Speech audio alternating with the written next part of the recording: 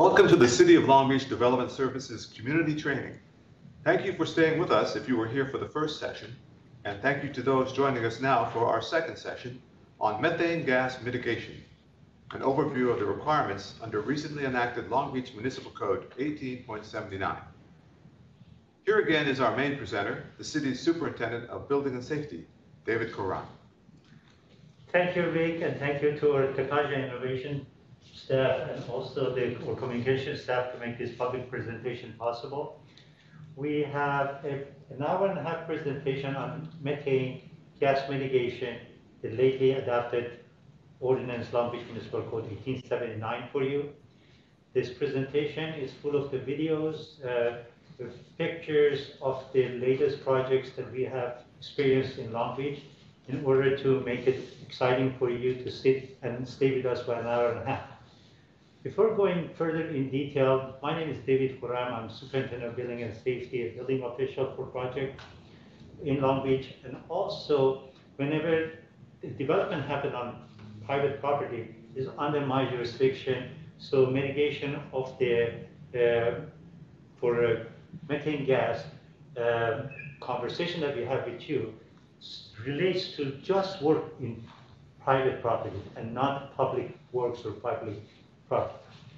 With me today, I want my colleagues to also introduce themselves. Good morning, everyone. My name is Jenna Oshia. I am a business systems specialist over at City of Long Beach Technology and Innovations Department's GIS team. And good morning, everyone. My name is Ezekiel Rincon Hernandez, Combination Building Inspector for the City of Long Beach. Thank you, Jenna, and thank you, Ezekiel, for accepting to be a part of this presentation and assist us in delivering this message to our audience here. I don't know if it's possible. We have 21 or 29 people attending this meeting. I'd like to take a short meeting and give you the opportunity to introduce yourself, if it's possible.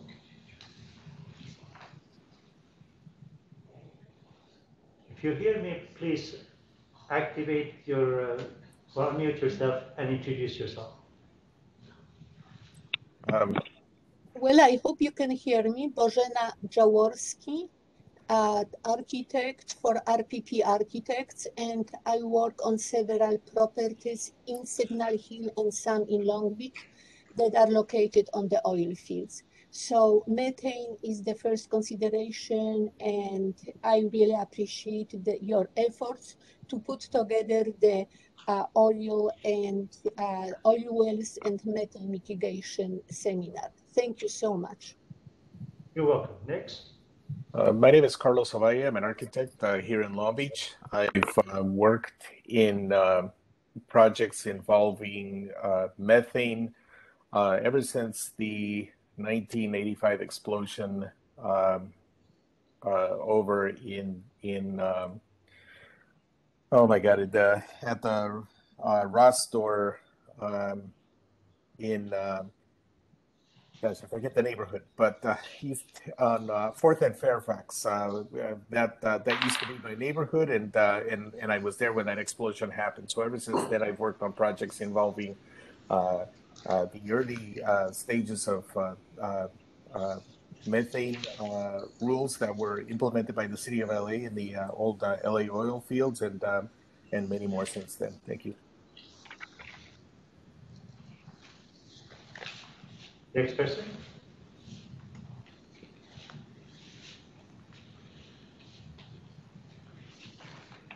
This is Val Lerma. I'm not sure what order we're going in, but I'm happy to introduce myself. I'm with Interact. We're an oil and gas consulting firm located in Ventura, and we have clients anywhere from Santa Maria to Bakersfield to the LA Basin. I started my career with Chevron back in the early 80s. Working on drilling rigs. My expertise is all downhole. I've since gotten involved in quite a few development projects, just evaluating wells for different developers. And I've had quite a bit of experience with CalGEM, and the distinction between CalGEM and its current standards versus developers and safety for service development are quite different. So it's very refreshing to hear that Long Beach has made some clear guidelines for developers that are independent of CalGEM's current standards. So I'm happy to be part of these discussions today. Thank you. Next person.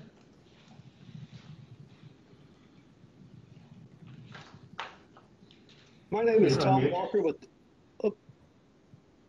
with Evans and Walker, and to reiterate what Val said, I've been working in the LA Basin for about 30 years. Did my first abandonment work in the 1990s, and served as a consultant for oil and gas companies and developers and cities.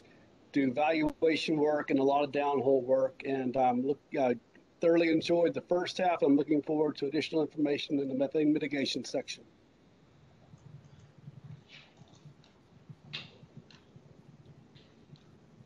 Next person. I know some of you guys are still cautiously waiting online, but please project your name, voice.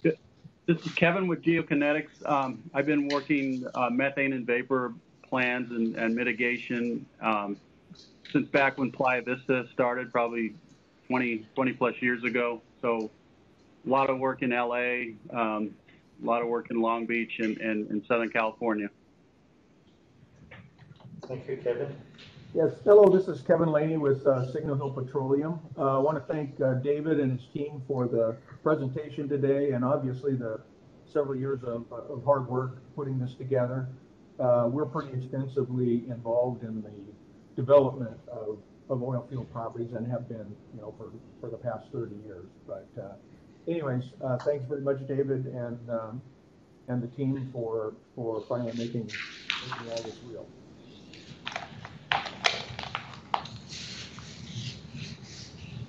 I saw Richard, I saw a few other names. Please, we want to hear from you.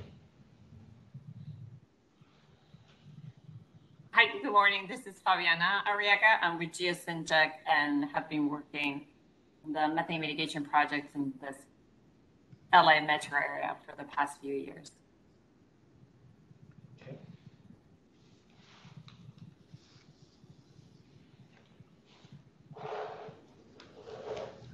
Jonas, anybody else who want to introduce themselves? Hey, David, this is Matt Simon Glover Architects here in Long Beach. We're looking at a couple properties for some clients with oil wells currently, and I unfortunately had to suffer through capping 2 oil wells about 4 years ago with Dogger in the city of Carson. I hope we can reduce your suffering here. Yeah, it's better already. When I hear that word from an architect, believe me, it resonates with me. So sorry if I do. It's better already, thanks. You're welcome. We do know you're online, so please let us introduce yourself because we don't want to waste other people's time and go through the presentation. A few more minutes for you guys to introduce yourself.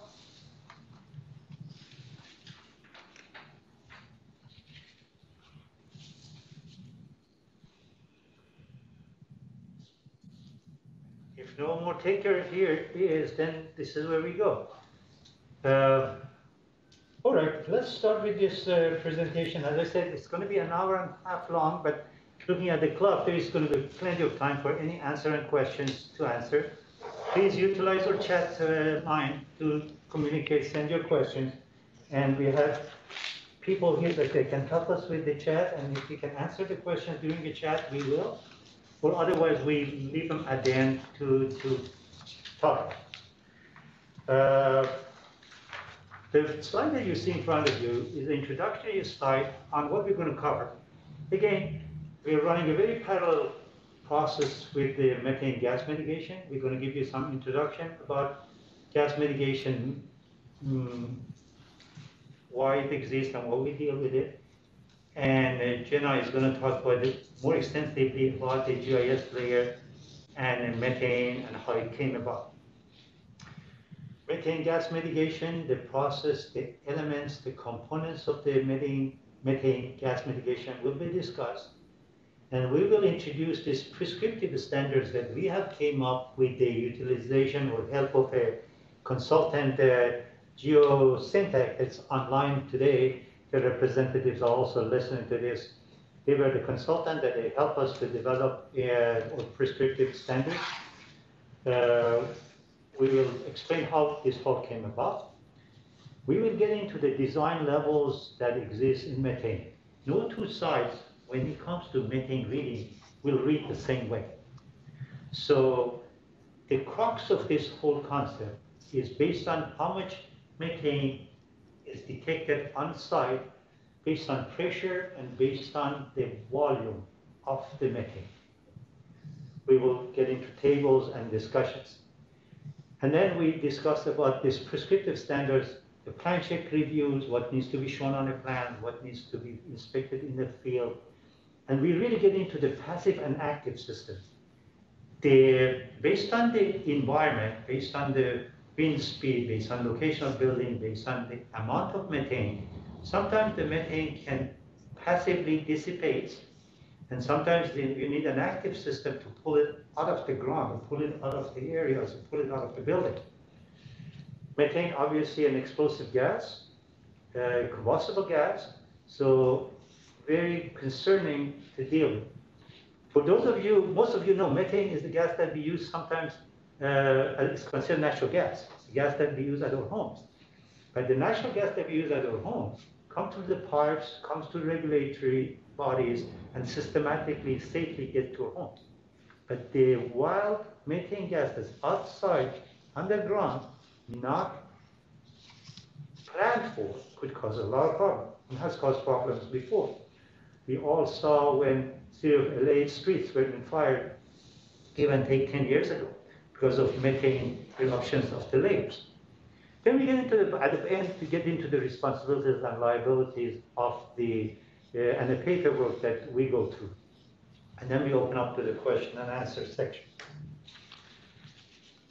History of the methane gas, when we were working on developing the construction vicinity oil wells, as I mentioned earlier on, it dawned on us that the methane gas needs to be mitigated.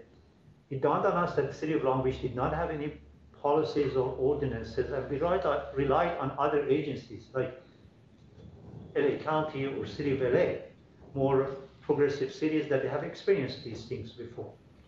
But it was very timely for us to develop our own methane standards and bring it in while we were bringing in the oil well standards and make sure they collaborate, they work with each other in tandem and they're not off. So timing was very legit, very valid to both at the same time. There was also economy of scale dealing with the consultants to develop these two standards and consult, and also economy of scale when it came to staff time and developing it, rather than independently or separately developing it at different times. When that decision was made by the city management and city managers, we hired, as I said, a firm called GeoCentech, a local firm with that kind of experience. We looked at several cities in Southern California, in Orange County, LA County, with the similar programs and similar ordinances. All that information was pulled in a very large matrix, evaluated, simplified, or even in some areas become more restrictive when it was necessary based on experience that we got. We actually visited a couple of agencies and talked to their officials about how they deal with the oil wells and how they deal with methane. And at the end, this whole thing came about as an ordinance, 18.79. It's an extremely technical, I would refer to it more technical than oil well ordinance. And for those of you who are into writing ordinances, the technical part of ordinances normally separate and they manifest themselves in an informational bulletin type. So the information bulletin and the Long Beach Municipal Code, they work in tandem with each other, in support of each other. What you see in front of you is a 45-page information bulletin. As I said, methane mitigation is very technical and talk about different stages, post-construction, during construction, pre-construction. But the table that you see in front of you is the key to the understanding of the methane mitigation. As I earlier on mentioned, this table on top shows 3 levels of the methane, and each level is based on the water column, based on the pressure, that methane gas is detected on the site, plus the volume, ppmv, part per million of the methane. This is how gas is measured. How fast it's coming out of the ground and what density it comes out of the ground. Based on those parameters, the 3 levels were identified. And if you look at the extreme left column, there are give and take 12 mitigation steps that are involved, from the gas membrane barrier installation, perforated horizontal pipe that needs to be installed, eventual vent risers that go up the building to get rid of the methane gas detection system inside the building, inside this riser, inside these pipes. We get to the alarm system that might be necessary, control panel, mechanical ventilation, because some of these fumes can get into the mechanical system, or you need a mechanical system to push it out. Pavement marking and a few other things. As you can see, we will get into this table a little bit more later on, that there are X's in this table that identify what the designers or engineers need to use. And the reason we call it prescriptive, because it's all spelled out here. If a consultant takes this, or a design team, an architect, take this ordinance or this bulletin to heart and learn it, they can actually put enough notes on their plans and address any methane situation that may run into based on the methane reading and measurements. This bulletin also gets into, as we scroll down, on how to do testing. What are the requirements for testing? When the mechanical ventilation requirement comes. It's pretty expensive. And it also gets into the electrical side, class 1, division 1, class 2, division 1 and 2, electrical, for electron installation in proximity to methane gas. We all know methane gas is combustible and doesn't do very good with the arcs and faults and electricity.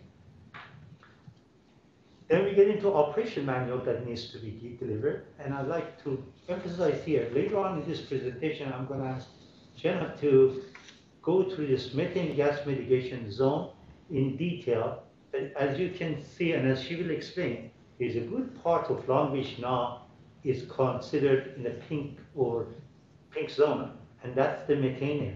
So it's going to encompass large area, large number of projects, with the caveats, of course, and exclusion and exemptions that we will get to that presentation discussions today. One important thing about this prescriptive standard, there are 21 standard details that, from how to put a barrier on the ground, how to protect how to run the barrier on the building footing, how to start vents, how the vent come off the ground, how the alarm gets installed. If you can scroll through them, you will see how the vertical risers need to be sealed up for the gas not to go through wrong places. Then it comes to electricity, vertical riser for the methane, slab venting system, the control panels or any associated signage and electrical requirements, the wall system, because gas can trap underground in the wall system, detailing, how you poke the buildings, how you poke the footing, the cap or ventilation system on top for the passive system. All these prescriptive details that could apply to the job, for most part, has been evaluated by our consultant and manifests itself on this bulletin. At the end, certificate of compliance and the paperwork associated and a document that needs to be recorded is all also part of this bulletin. So if you take this bulletin, study it, it will give you A to Z, as they say, soup to nut on methane mitigation in Long Beach.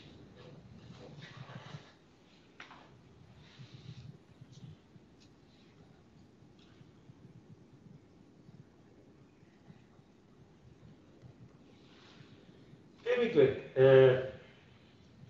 By now we are almost at the last bullet point of large areas in the city was identified to be a methane zone.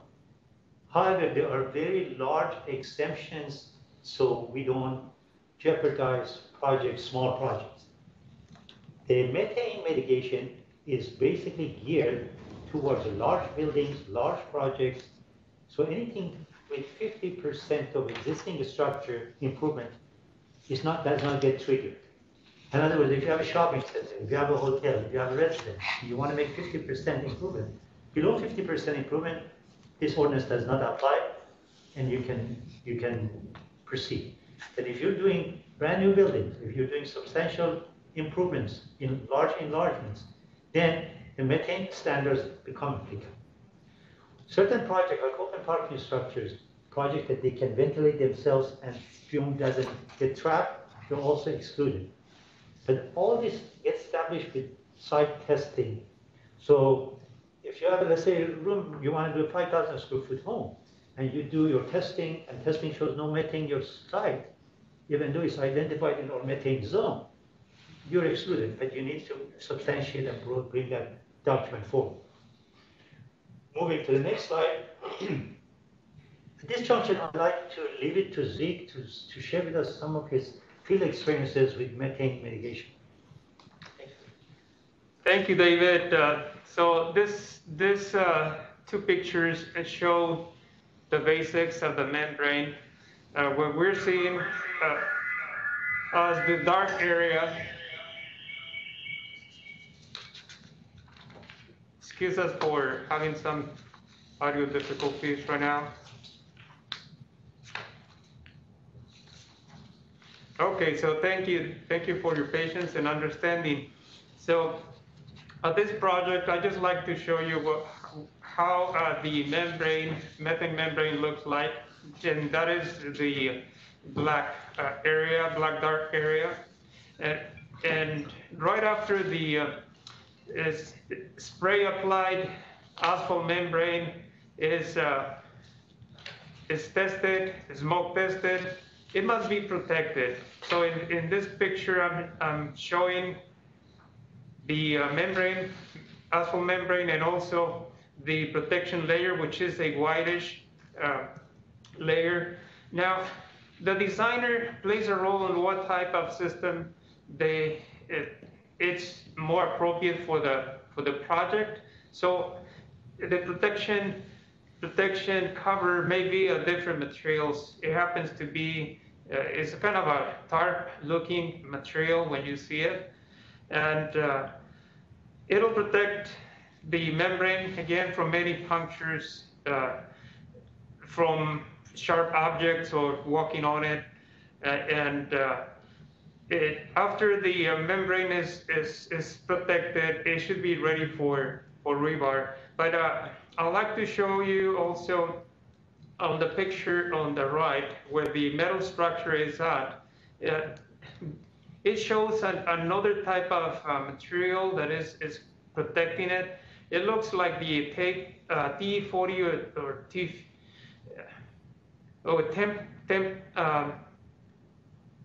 let me see, it's a T40 or T60 or temp-proof protection layer. But what is important when putting all these protection layers is also to attach it to the membrane so it's not moved or moved away unintentionally. And once that is done, the laps where the membrane protection layer is lapping, it should be also attached or to the membrane itself. Excuse me for stuttering. Any joints lengthwise should be sealed, and any joints at the end should be also staggered. So there is a procedure of installation, and the membrane when it's extended to a footing, it should be also concrete footing should be attached either to the footing, or if there's a vertical wall, the designer will have to determine how it's going to be terminated. And that's basically what this pictures show. So we'll be seeing more pictures as we move on in the training. Okay, so this picture again, it's the laser pitch project. And during the methane mitigation system installation, a few inspection, let's call it not problems, but hurdles we had to go through due to the design of the building and progress of the building. Some of the inspections were not conducted during the methane mitigation installation components installation. Unfortunately, if anything, any components that are not inspected or observed by the city representative, the contractor or owner of the project has a responsibility to make those areas accessible for inspection. And that's what happened at the laser pitch. Unfortunately, just a few areas had to be uncovered to inspect any components above ground level, vertical risers, and vertical risers basically, which must be inspected for signage to identify the type of venting the pipes are for.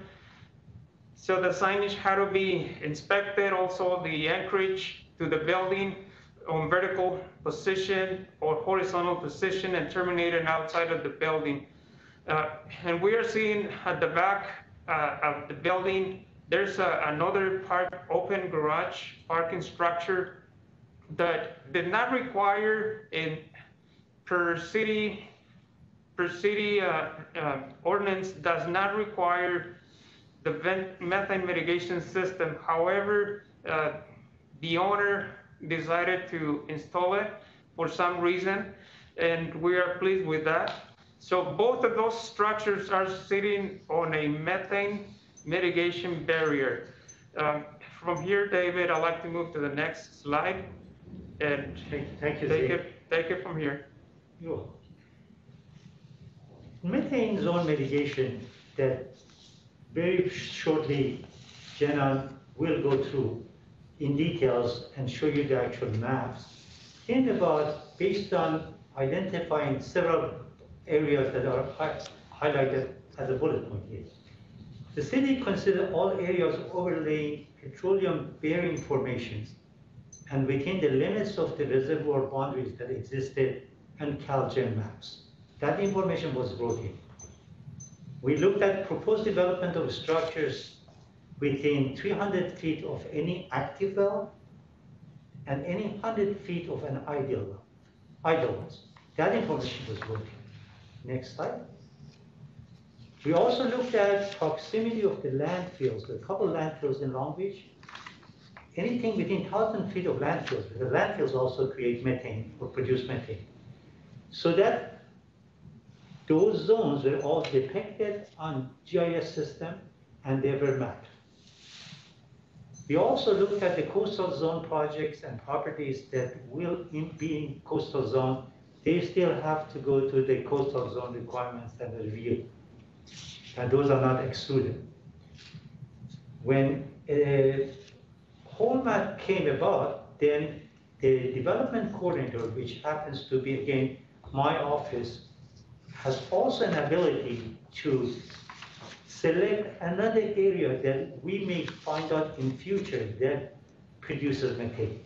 With all these rigorous areas that we zone, and we came up with a methane zone, we cannot deny that there may be another area that becomes effective 5 years down the line, 10 years down the line, for different reasons. So that is also some bullet point that we are thinking.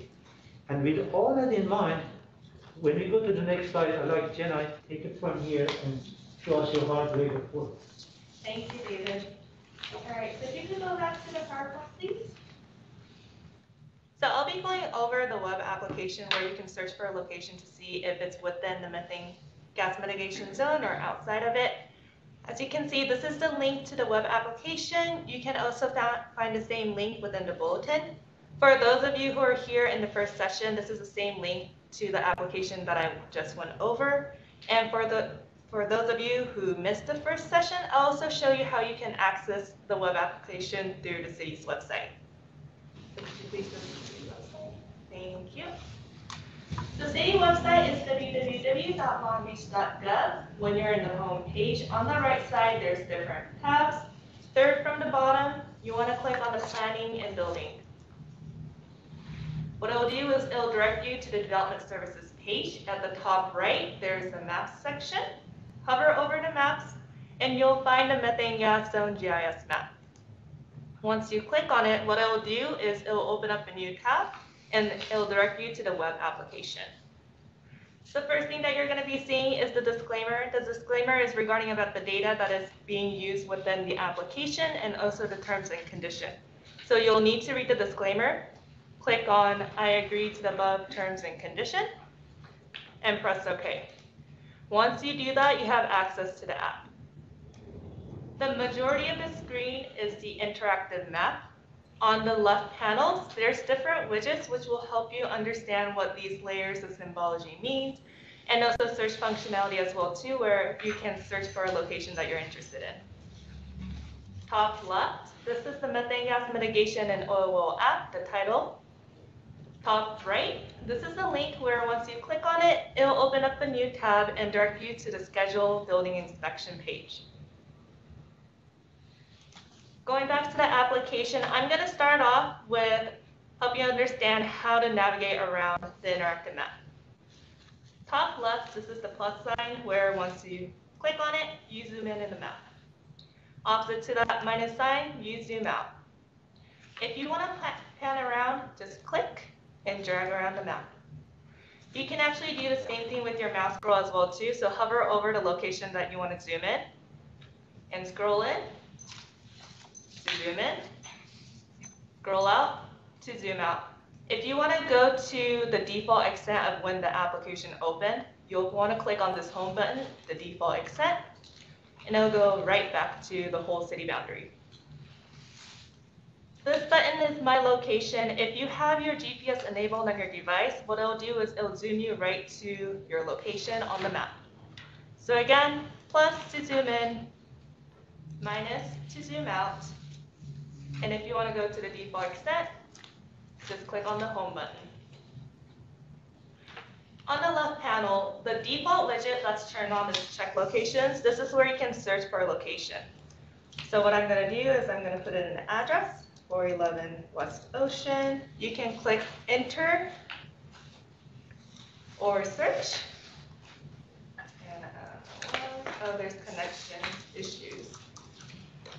All right, Keishan, could you go ahead and press West Ocean, please? Thank you.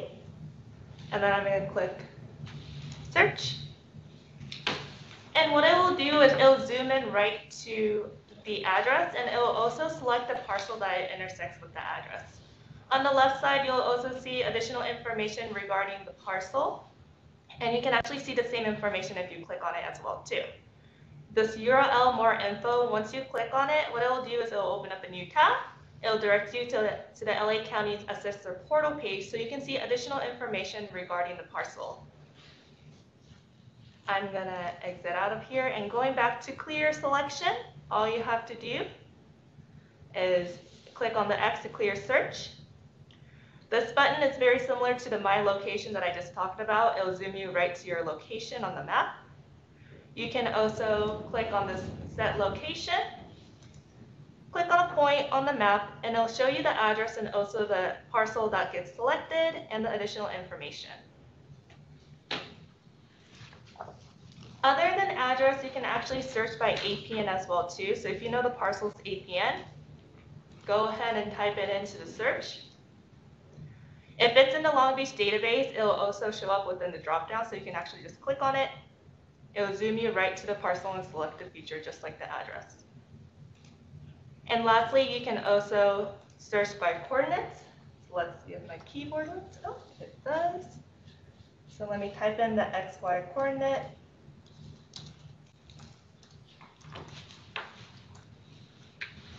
And click search. Same thing as the task 2. It'll zoom right to the latitude and longitude that you just typed in and select the parcel. If the parcel that you're searching for has this red pinkish overlay, that means it's within the methane gas mitigation zone. So as you can see, the red area, the pink area right here, is the methane gas mitigation zone. Outside of it is outside of the zone. Now I'm going to start talking about the widgets from left to right. Let me go ahead and click that. This is the About widget, and it tells you the description of all these icons. At the very bottom, this is a disclaimer. This is the same disclaimer that you saw when you opened the web app. Second widget is the check locations that we just went over. This is the legend to help you understand what these symbols mean. So again, this pinkish layer is the methane gas mitigation zone. The black outline is the city boundary. I'm going to zoom in so the other layers will be turned on. The green dot you see here, this is the active wells, and you can see the 300 buffer around it. If I navigate over here, the gray point is the inactive wells with the 100-foot buffer. These active and inactive wells are data from CalGIM. And this is the black square is West site, so solid waste information system site, and this is from CalRecycle, and there's a 1,000-foot buffer around it as well too. The methane gas mitigation zone layer will be updated twice a year around January and July based on the new data that we receive from CalGIM and CalRecycle. As you zoom in, you'll also see the gray line. This is the parcel. So the sister parcel will be updated on a monthly basis. The city does receive updated parcel information from LA County. The fourth widget is the layer list. You can actually turn on and off the layers. By default, there are certain layers that's already turned on, and we also have additional layers for your reference. So let me go ahead and turn off the default layers. And I'm going to zoom in a little bit more. The CalGIM wells. So these are well data directly being pulled from CalGIM, which has the same legend, the same symbology, the same description. You can additionally click on the well to see additional data offered from CalGIM.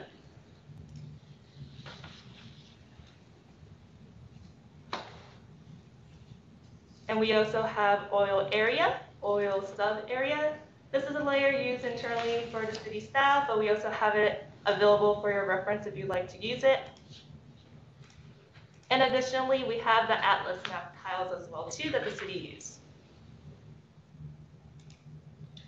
At the very bottom, you'll see the oil gas field. Again, this data is from CalGIM. You'll see the oil gas field boundary around the city of Long Beach. If you click on the layer, you'll be able to see the name of the oil gas field. And lastly, we have the base PLSS. If I click on it, you'll see the township range.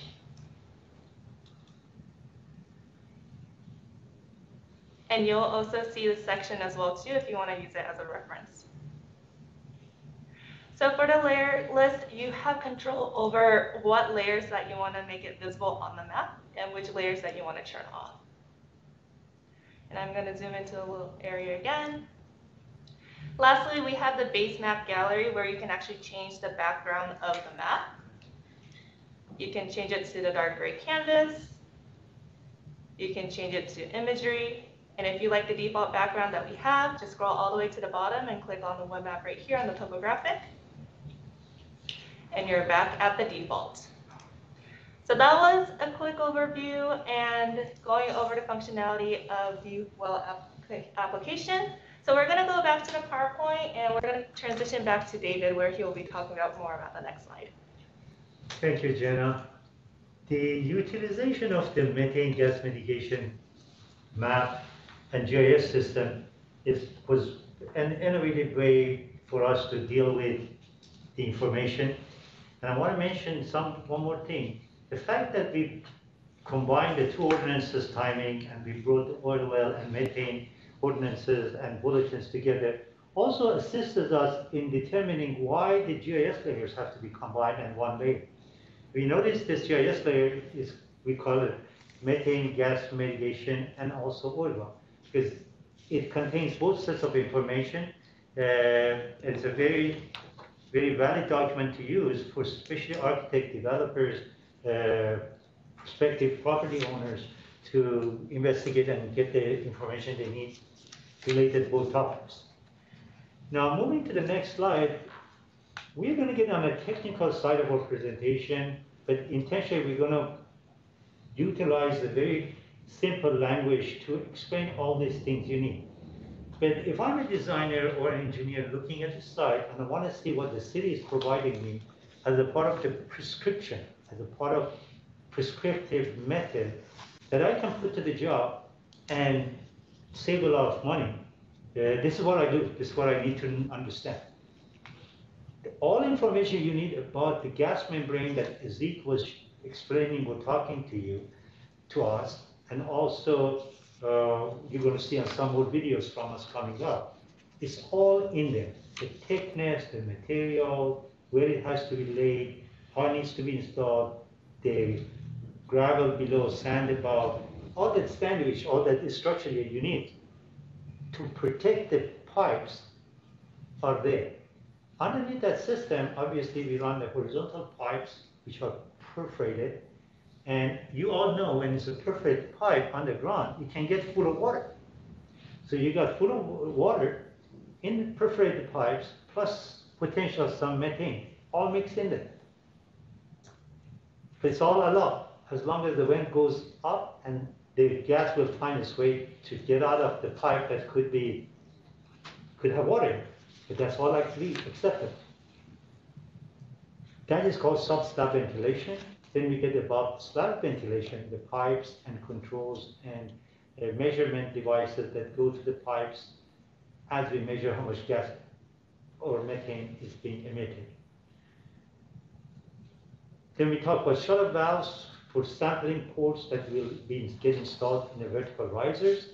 We talked about the methane gas detection and alarm system for level 2 and level 3, which I will go in more details of those. Then it just gets a little bit more involved because then you have mechanical ventilation and mechanical plant checkers and engineers get involved with active versus passive systems. And then we get into some more specific utility and trench dam and the signage. This is very quite important. This table that we have it here was copied from the bulletin and also from the ordinance. I explained the top row and the extreme left row. But let's get into the X's and see what it takes. If we detect level 1 pressures on the site based on the low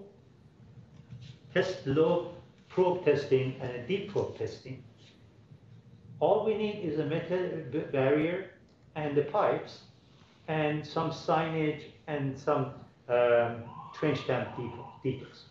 But as we move to the level 2 is tricky because we are talking about pressures and we are talking about different kind of volume of the methane gas. You will see more X's appearing in those columns, and those X's starts talking about gas detection, alarm system, control panels, low voltage system. As soon as we get into the alarm system, we are talking about the backup generator and backup powers in the buildings. Because if the city power is out, this alarm system, these generators, these systems that they have to come on won't work. So more cost, more consideration as we move to level 2. But we still at the level we call it passive. We get to the last level, you see there is one more X get added to the last column, and when you come across, we call it mechanical ventilation. That's where or mechanical subslab extraction, sorry. That one is the one that, beside building air conditioning system, beside regular air in a building, you need extra power or extra mechanical system to take the gas that created a lot of gas and emit it out of building. So that adds a lot of cost to the project, but that's what we refer to an active system versus level 1 and 2 are still passive. We will get more into details of these, but if you need to read about these items one by one, the sections of the ordinance and the bulletin are spelled out in front of each item. And as you become familiar with our online bulletin and ordinance, you can read on all of these topics directly based on the sections that are indicated on this presentation, on this table. Next slide, please. Now, the equivalency standard administration, or this system that we have there, I should call it prescriptive standard, is goes to the plan check with the city plan check and inspection staff will inspect it. City development coordinator or building official, by now, you know my office role and what I do when it comes to considering prescriptive application, or when we consider the code modification or deviations from the standard that we are proposing. The role of the qualified professional engineer is the same. An expert hired by the developer needs to evaluate all this and propose the methane mitigation. However, for methane mitigation, the credentials are different. Here, the individual can be a California registered professional civil engineer, can be a petroleum engineer, or could be a geologist hired by the developer. Versus with the oil well was restricted petroleum engineer. There may be a need for deputy inspector to stay on the job if the qualified professional engineer cannot stay on the job, for them to continuously inspect the methane mitigation design elements and components. Going to the next slide. At this junction, I'd like to also pass it to Zeke to share with us his valuable experience in the field with these projects. Okay, so once the mitigating system is approved and inspections are conducted, based on Chapter 17 of the California Building Code, this type of systems fall in the category of special systems that require special inspections and tests. So at the site, I asked who is the qualified professional representative that will be observing the installation of all mitigation components as prescribed and required by Chapter 18.79. I'll be checking and contacting and talking to either deputy methane deputy inspector or to the qualified professional if he or she will be on site for the inspection of all components. With that, the pictures that we are seeing show the underground, or what David referred to as sub-slab venting piping. The city requirement requires a trench of 12-inch wide by 12-inch deep minimum for the placement of the underground venting system. And what we are seeing in these pictures, where the construction installer is holding the elbow, there is a pipe with a greenish line on top of it. So that is the perforated pipe, and before it transitions to a vertical position out of the ground, it should be connected with approved fittings from, which is a perforated pipe identified as ADS, there should be connected to the cast iron portion that will be rising above the ground.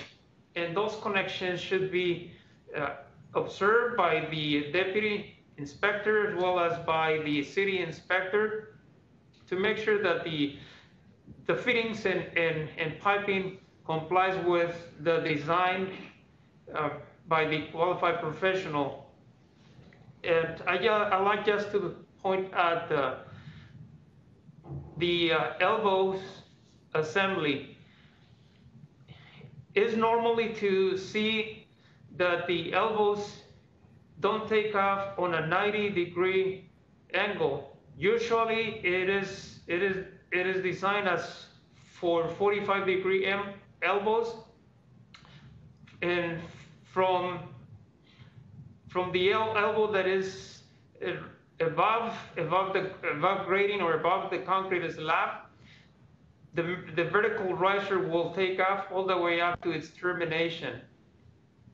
Now, the pipe or venting pipe should be surrounded. The city requires a minimum drop of 4-inch of crush rack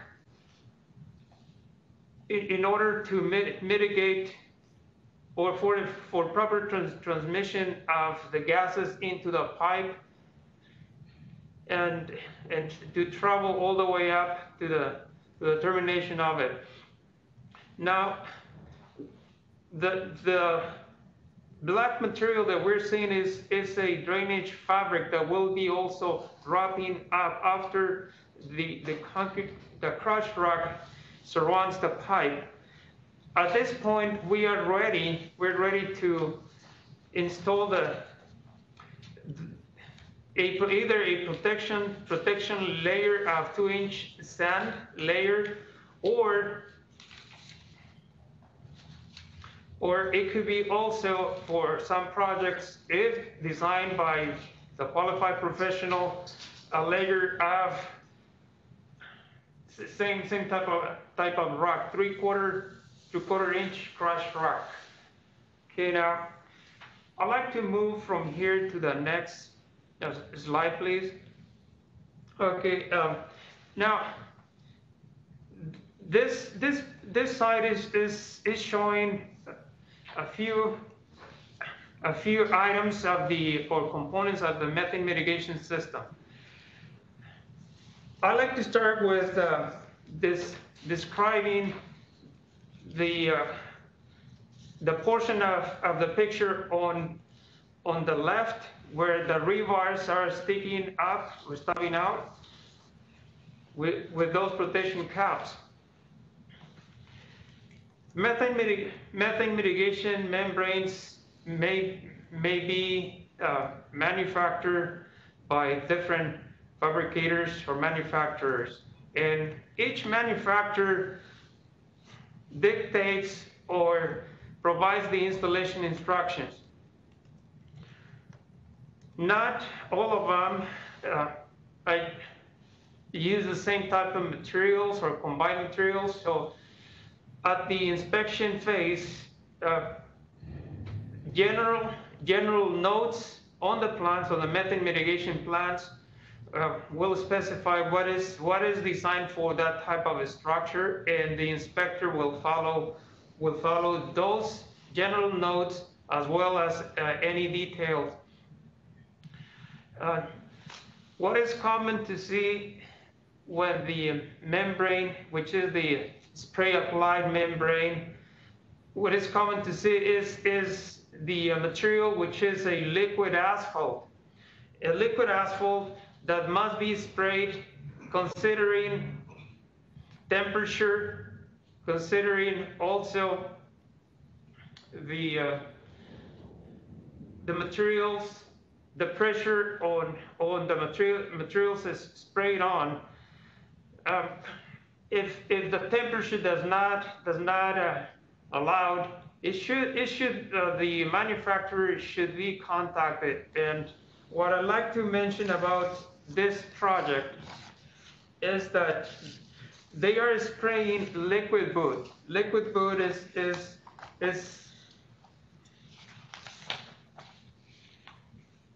of an asphalt material made by Sevco.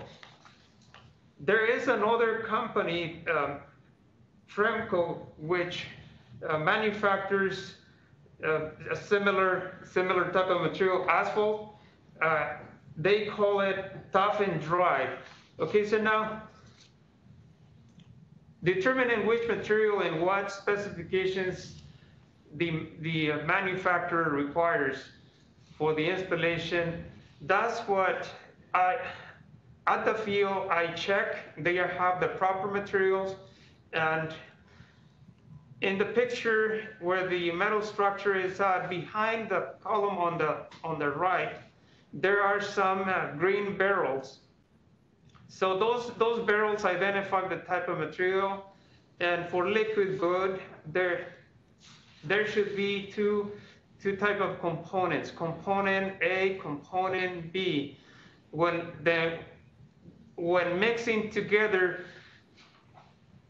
when mixing together, they form what is called the membrane, and it must cure in a certain with a minimum certain period of time. The gentleman holding the wand is spraying those two components, A and B. And notice that the wand is within the tip of the wand, which is a dual nozzle wand. It's within 24 to 18 inches from the surface. So that is required in order to apply the asphalt membrane on the base fabric, and it would allow it to mix, and also once it gets on the base membrane, it will harden. If the instructions are not followed, or the deputy inspector is not there, so then we're not achieving the design or required design. Once the membrane, or the asphalt membrane, is sprayed on, it must cure overnight, at least overnight, to be tested. The following day could be tested, and it should be tested under pressure with smoke. So we're gonna see a video after we see the video of this gentleman spraying the base, the asphalt on the base fabric. Now you notice it maintains a clearance of 2 feet with an 18 inches to 2 feet off the membrane. Now, interesting to know also, the pressure on each nozzle of the wand is different. One may be 60 for compound A, and 50 for compound B. So all those details must be paid attention during the inspection, which is required for the installation of this membrane. With that, I'd like to move to the following slide. And in this picture, we're seeing those components. We're seeing the liquid asphalt, and on the left side we see a catalyst, which is a compound, is a water-based compound of calcium chloride that will be sprayed through the double nozzle wand.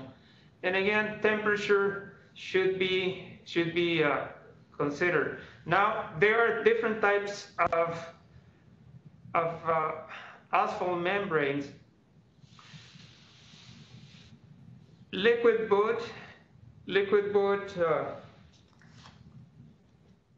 may be applied on horizontal surfaces and vertical surfaces. Now there's another compound, asphalt compound, which is identified as liquid wood LT, and I'm just giving you one example. Liquid wood LT is for low temperatures, so the product must be applied when the temperature is no lower than 25 degrees. There's asphalt or liquid wood 500. The liquid wood 500, if no one is paying attention or not reading the labels, this liquid wood 500 is only approved for horizontal application, not vertical.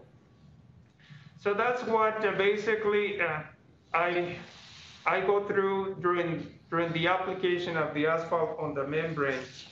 And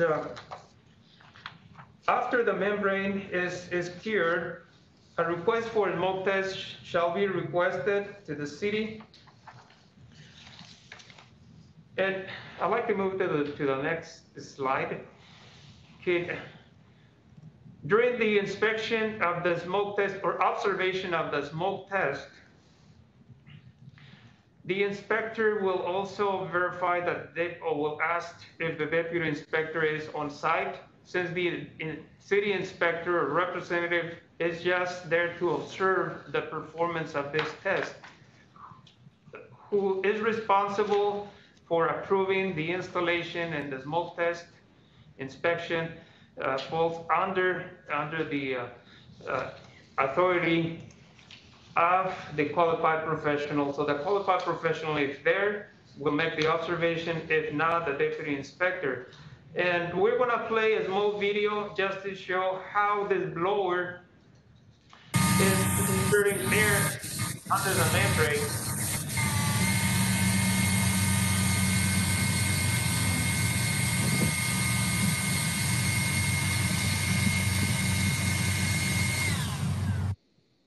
You know, once air is pumped under the membrane will rise up, and if there's any leaks, it will show the smoke coming out of it.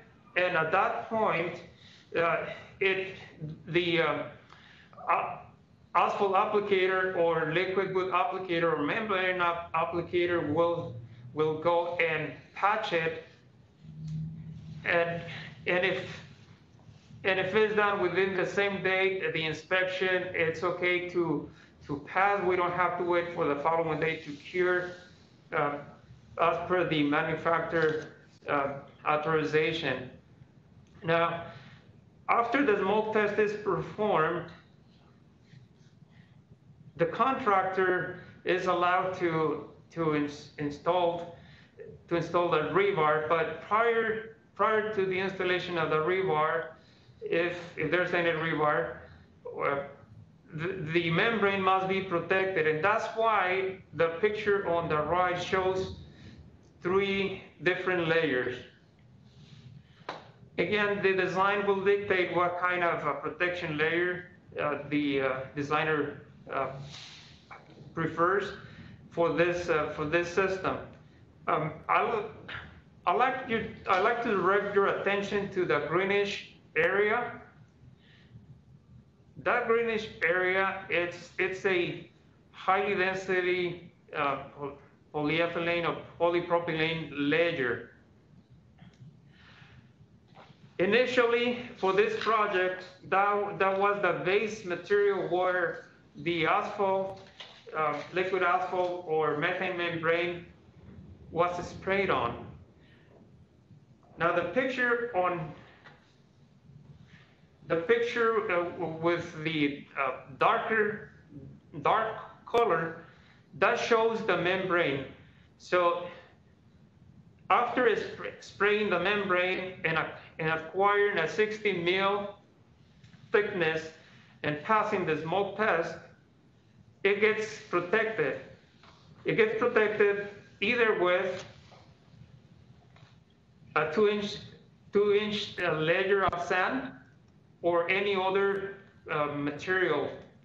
And what we're seeing on the area where the welded wire mesh is at, we're seeing a G1000.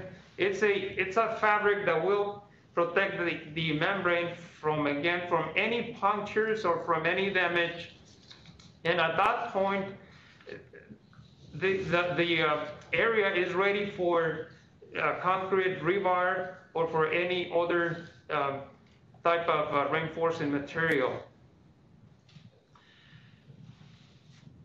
I'd like you to consider when designing any methane mitigation system, what type of materials will be installed, and also having a pre-con meeting prior to the installation of all methane mitigation components.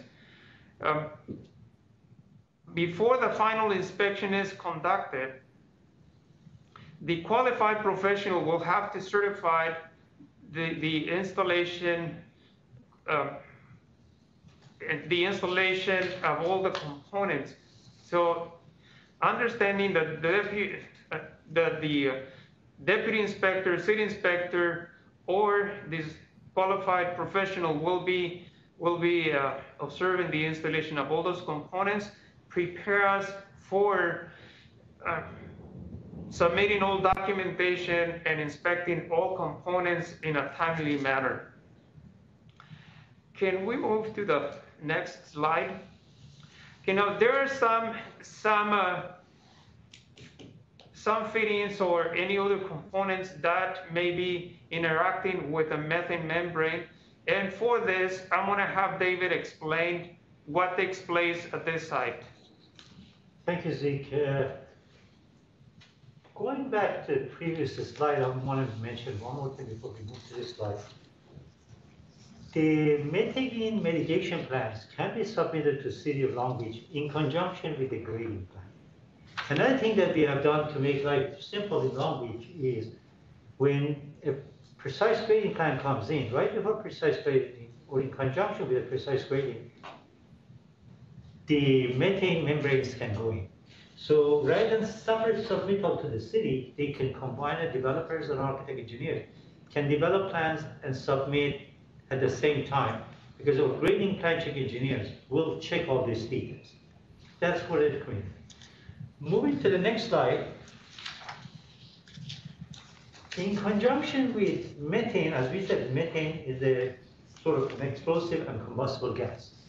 So anytime you work underground, above ground, in vicinity of the methane, the type of electricity or electrical work that we do completely changes. This is something that you don't see, but now because we're introducing, you don't see this very often, but because we're introducing this methane zone and has to be addressed, every electrical junction box, every conduit, every electrical system has to be per Article 500 of California Electrical Code. California Electrical Code, Article 500, is about 100-page long document that provides the details for the electrical engineers to design their electrical system in proximity to the explosive condition, hazardous condition, chemicals. In our case, would be methane gas and potentially other gases that could be emitted underground.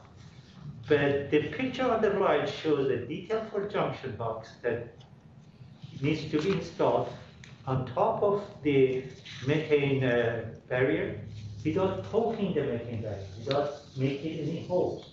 So that structure that you see, after Zeke comes through and inspects the barrier, after the barrier is pressure tested and smoke tested, the barrier is good, then the electrical trades have to start, and they have to be familiar with what they're doing. If they're not familiar with the process, they could be puncturing the methane barrier that somebody spent many years or a long time to establish. So this is a good example of a project. When this floor is all done, what you're going to see is typical concrete floor with a box, electrical boxes. But if they don't build them right, the first place that gas that you try to, the methane that the developer or designer try to mitigate will show up in a big link with these boxes. you will start, the gas is trapped underground, is trying to escape. Rather than go through the pipe, we'll find this low weak link and will appear right here inside the building. So knowing that, throughout the life of a building, let's imagine building is built perfectly for stay, but the building, let's say a mall, let's say a shopping center, the tenants come and go all the time. The work happens in the buildings all the time. They dig to the slab. The first order of business is they dig to the slab to put a new utility. They have to know that they can dig to the slab. Or if they ever do, there's a special detailing that every architect engineer is to be aware of, because that's not a regular building to deal with the slab or underground stuff. So having said that, electrical code and mechanical code come in big time when you deal with hazardous conditions and explosive gases such as methane. Electrical code article, the next article, I think it is 600 or 700, gets into the alarm systems. Low voltage electrical. We just talked about the high voltage or regular voltage, 120 all the way to 600 volts in buildings that could cause arc fault and fires. We have low voltage issues in buildings too, because now you're introducing methane alarm system, you're talking about horn and strobes in the buildings that all of a sudden gas appears inside the building. The methane gas, we try to make sure they don't get to the building. But what happens if they get inside the building? And it happens, and it has caused fires and problems before. All the electrical inside the building, when it becomes exposed to hazardous condition, have to be per Article 500. Accordingly, the alarm systems have to come in. These alarm systems, they go into they work based on sensors that they are installed in the risers, they're installed in mechanical equipment, they're installed in the lower level of the building to detect the methane, and they will send a strobe and send a blue signal throughout the floor. Some people, they mix them with the fire alarm system, but the two systems have to be independent. They are not the same systems. They may be communicating with the same control panel, but in nature they are different. Now, the fire department gets involved when we're talking about the passive system and methane alarm system approval, and these drawings come as a deferred submittal later on when we talk about passive systems. If the system is active and it has sensors, building department takes care of it. But if it's a passive system and fire department needs to get involved, according to the municipal code and according to the bulletin that we have, when applicants submit those flags, we decipher between all these things and then accordingly submit them for the right bodies at the city to review and approve these projects. So you will see that work gets really, really more complicated. Here are some examples of the seal type and explosion-proof electrical boxes and connections. Maybe next slide. Speaking of alarm sensors in the buildings, the picture on the extreme right hand shows a regular fire alarm or fire detection system that we see it normally against the ceiling of the lower level of the buildings. There is a need for the fire alarm company or methane detection company to come up with that set of plans, and their skill set comes in to install those. But the picture in the middle also shows a more advanced sensor that was installed recently in one of the buildings which had a sort of an active system in it, much more rigorous, much more complex system that comes in.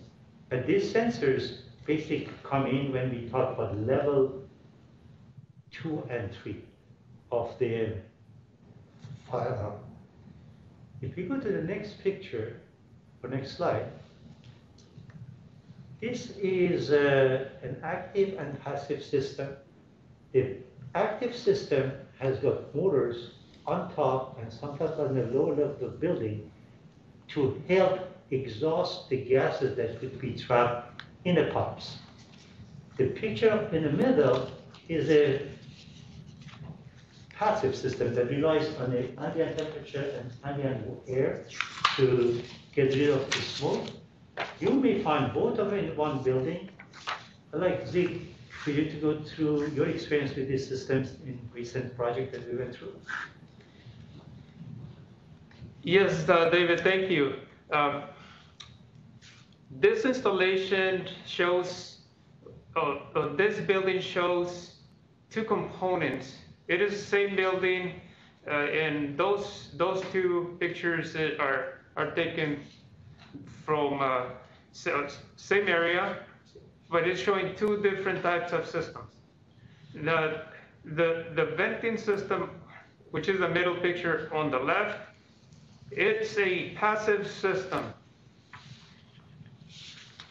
Now, the venting system on the right, it's an active system. And how do we know that it's an active system without knowing or going into the plans? Well, there is an enclosure right next to the termination of the vent. That is for a motor. So this is a motorized system that will exhaust any gases into the atmosphere.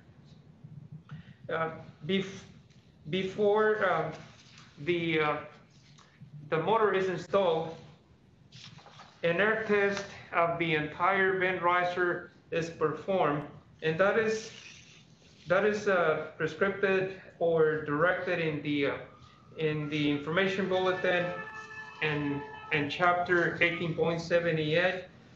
Specifically directs us to the plumbing code, and currently it is under section 712.3 for air test. So the methane venting system, once it comes out of the ground to a termination point, it must be tested under air pressure 5 psi pressure for 15 minutes.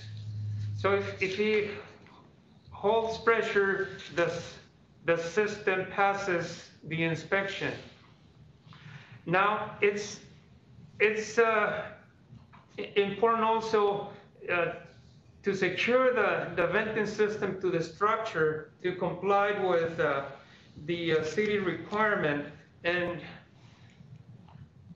the installation requires vertical supports and horizontal supports, and that's what you see. And just to refer you to the table, the city won't go any less than what is prescribed under table 3.3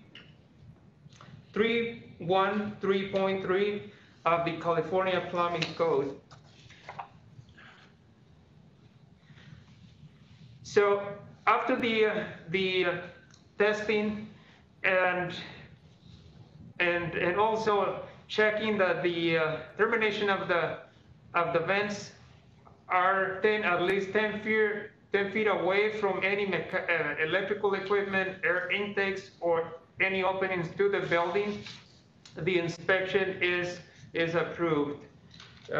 With this, I'd like to go back to the PowerPoint and have David conclude. Yeah, this is also a picture of some sensors and active system with the signage necessary on the vertical risers. There's a lot of detailing involved, as we don't want to get into heavy-duty details, but it's a work of a professionals to put these systems together to make sure these buildings are safe, especially as an active system. And this picture is a good indicator of level of the expertise required just on the sensors alone in the vertical risers. Moving to the next slide, we want to wrap this presentation up. This was a successful project that was a refinery, now is converted to the big post office warehouse, I would say. But sign of city cleaning up, and people don't see the large petrochemical or chemical country. Next slide. This slide is a wrap-up slide. I want to know how many questions we have received so far. But in conclusion, building and safety is mostly in charge of the construction in the vicinity of oil wells and methane mitigation. In order to make life easier to practice in Long Beach, these pioneering ordinances were designed to make Long Beach more business friendly and safer environment for the city, for people to live in the city. When it comes to methane gas, the owners and developers, they have to start with hiring a professional engineer or professional testing company to measure the amount of the methane with existing on the site, evaluate the site mitigation plan based on this prescriptive system that city is offering or anything else they want, any other system they want to offer. They should put that on the plans, bring it in conjunction with the grading plans for permit approval and plan check.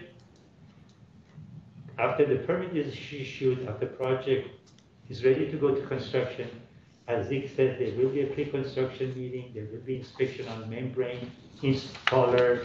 The membrane installer has to be certified by the membrane manufacturer. So it's not the skill set that Zeke showed as far as spraying and developing that barrier, not average or average contractors have it. There are specific subcontractors that are certified by the membrane manufacturers that they can perform that work, and we look for those credentials.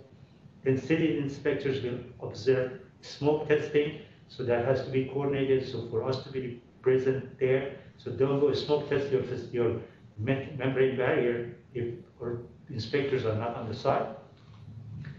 Explosion-proof electrical installation will require class 1 to class division 1 and 2 installation. Alarm system, sensors, involvement of fire department, building department, mechanical plan checkers have to be in the back of your mind when you submit a project to us. Final finale is the system certification. The certification comes from the qualified engineer to our inspection team before they can sign off a project. When a project is signed off, we still have to do the paperwork. The paperwork is that covenant that gets recorded, is pre-approved by the city attorney again. It's a separate document that comes in, it's independent from the oil well, but this document has a different verbiage in it and will get recorded on a property. And the purpose of it is, let's say 5 years down the line, 10 years down the line, the facility owners start digging the ground and do something and tamper the facility, all the work that's done, all bets are off. So that covenant on a title of property tells the property owner, this is what you're buying, this is what you're dealing with, make sure that you do not deviate. At the same time, when the project developer is done, they provide an O&M for the building with the methane mitigation to the owner. And the owner is supposed to transfer it to the next owner. So this way, the history, the background of what happened, what kind of barrier was installed, where the pipes are, all that is transparent to the new owners, so we can keep the continuity of this methane protection in the buildings. With that, I would like to thank my colleagues who helped us with this presentation. As far as timing, we are right at 11:30. I'd like to stop at this point. You have our email to contact us, but we are going to be here in as long as needed to answer any questions that we receive either through the chat or through when we open this for public dialogue. Yes, David, we have several questions now. The first one here is from Carlos Ovalle. Why did the city of Long Beach have a policy prior to this? Good question. When the time is right and time is ready, normally cities move with certain direction in certain areas. It's always easy to say why we didn't have it. And since I've been in Long Beach for the last 8 years, give and take, we have been working on this topic off and on, but a lot comes into a city formally adopting a law for its public. So So hopefully I answered the question. All right. The next question is from Bojana Jaroski. Are the multifamily projects exempt if methane tests show no methane? Yes, if they can show and prove and they're certified, qualified professional engineers sign and seal that there is no methane on the site,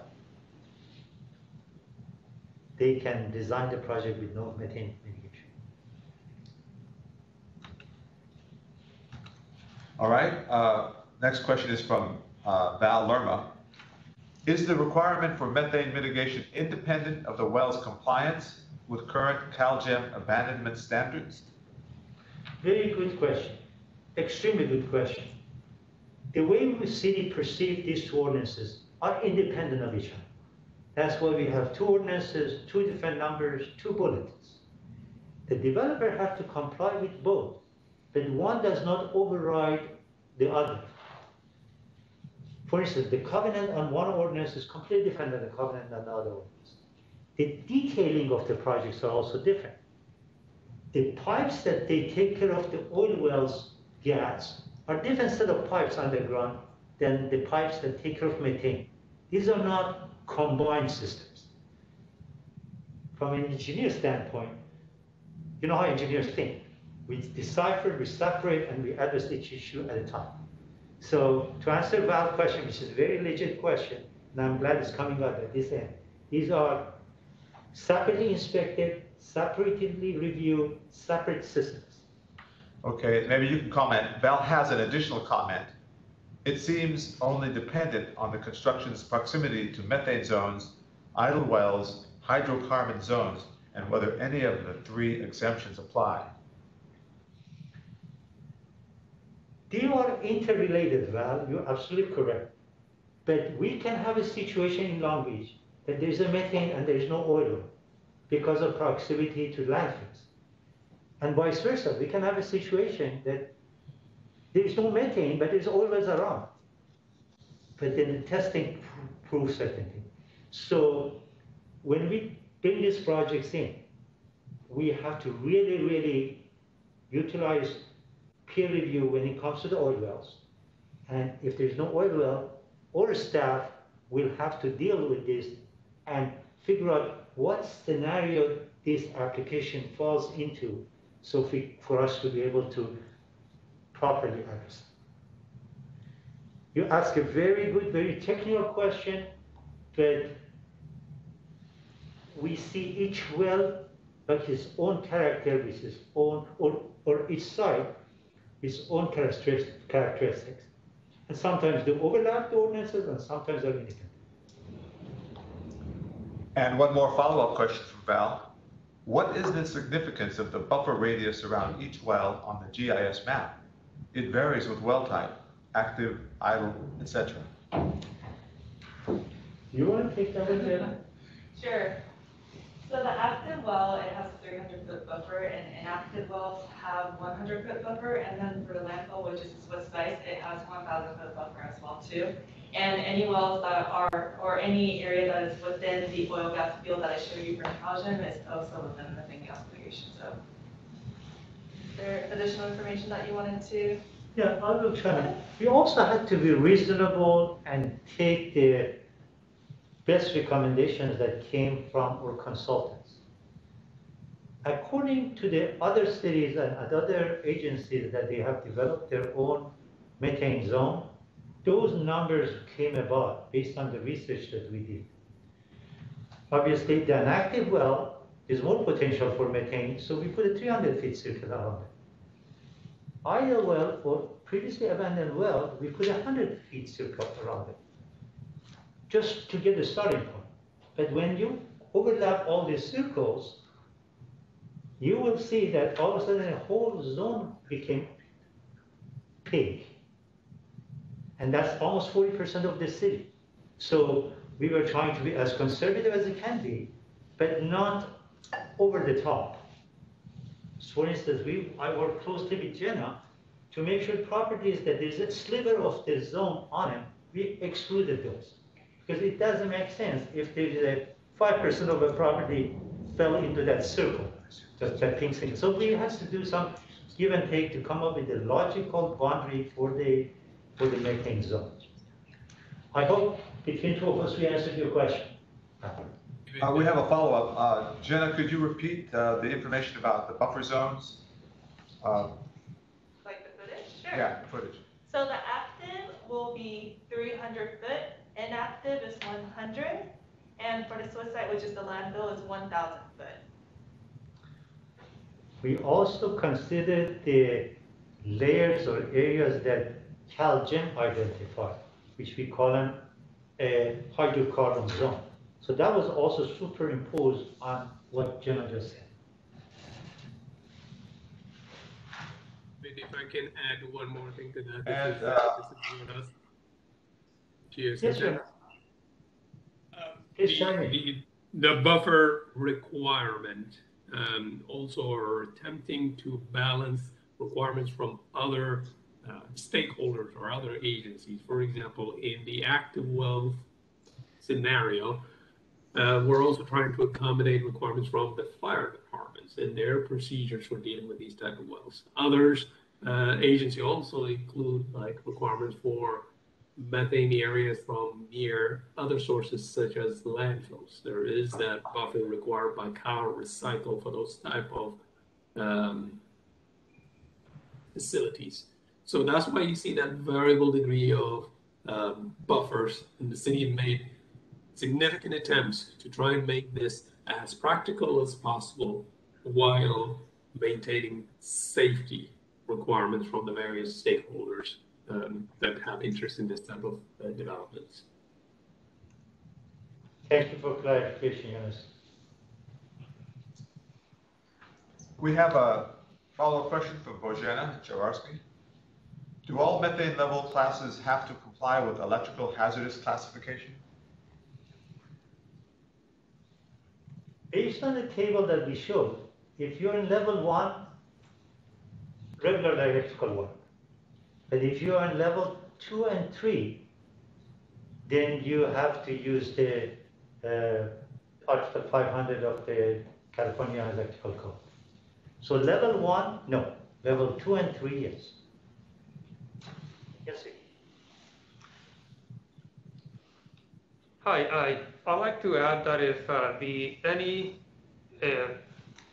electrical conduit penetrates the membrane, it needs to comply also with the prescriptive seal-offs on the information bulletin.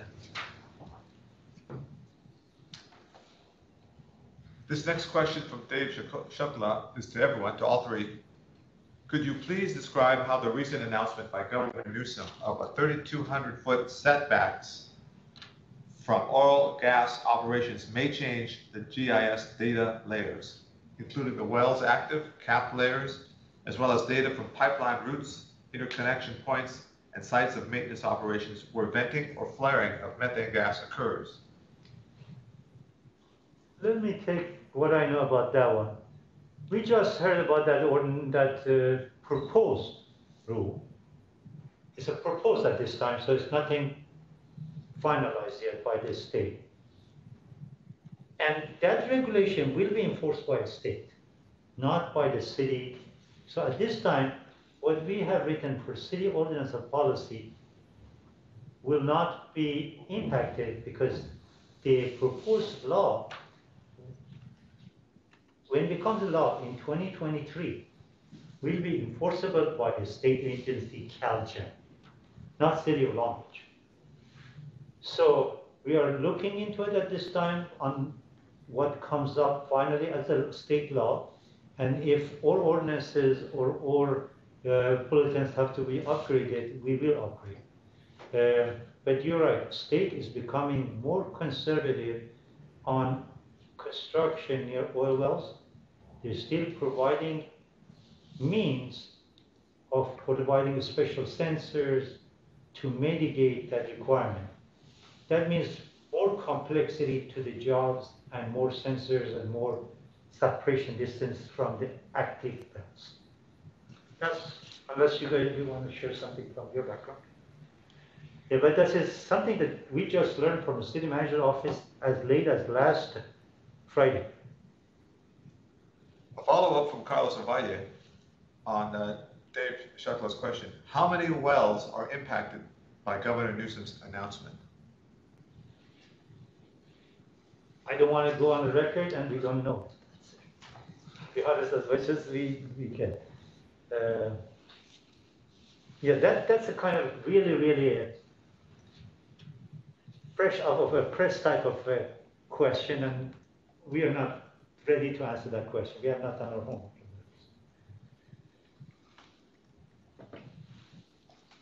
The good thing is still a proposal. We see no more questions here. Excellent. We have some time. I'd like to open this forum to the rest of you guys who patiently sat down here and listened to 3 or 4 of us. First of all, I hope 3 of us with the mouth cover and glasses on, our voice was not muffled too much and you could hear all of us. But it would be very interesting to hear from your side of it what you heard from us. And hopefully it was worthwhile and rewarding.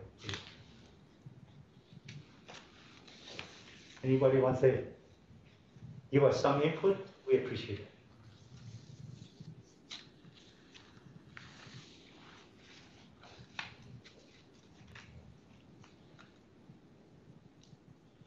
I hope we didn't bore you to death at this point. Yeah, it's a too long presentation, but sort of on time. I know it's about lunchtime. We promised everybody we'll finish this so everybody can attend the lunch and enjoy life a little bit. I'm still stuttering and waiting to hear from your side, but if you're shy and you don't want to tell us the truth, you can use my email and send us the information or questions or concerns that you have. From representing my panel here, any thoughts on your side?